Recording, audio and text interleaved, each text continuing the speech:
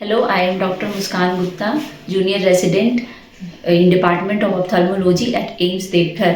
आज मैं आपको बताने जा रही हूँ आई ड्रॉप डालने के सही तरीके क्या हैं। बहुत सारे लोगों को सही तरीके पता नहीं होते, इससे ड्रॉप की बहुत सारी वेस्टेज हो जाती है और आई में सही तरीके से प्रॉपर इफेक्ट नहीं आते हैं। तो चलिए शुरू करते हैं।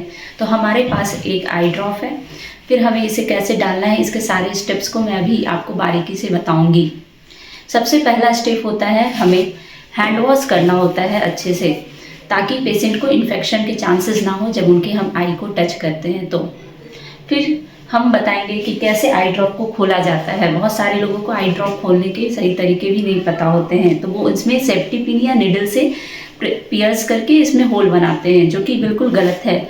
वो हमारी चीज़ें स्टेराइल नहीं है, जिसके कारण इन्फेक्शन के चांसेस होते हैं।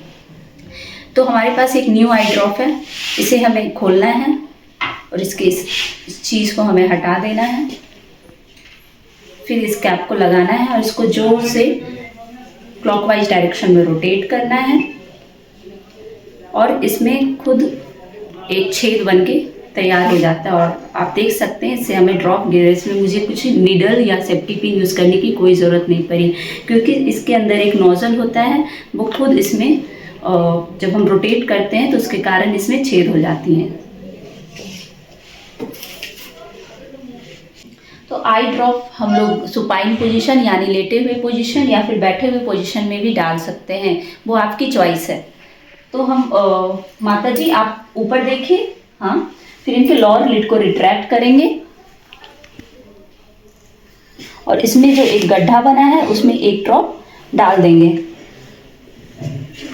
बस एक ड्रॉप सफिशिएंट है, हमें दो से 3 ड्रॉप डालने की कोई ज़रूरत नहीं। अगर सही तरीके से डाला गया तो बस एक ड्रॉप सफिशिएंट है। और डालने के बाद हम लोग इनका पंक्चुअल ओक्लूजन करते हैं। यहाँ पे हमें 30 सेकेंड के लिए दबा के रखना होता है, ताकि ड्रग जो है वो हमारे आँख में ही रहे और इसकी जो स्प्रेड हो वो आंसू नली के थ्रू नाक में ना आए।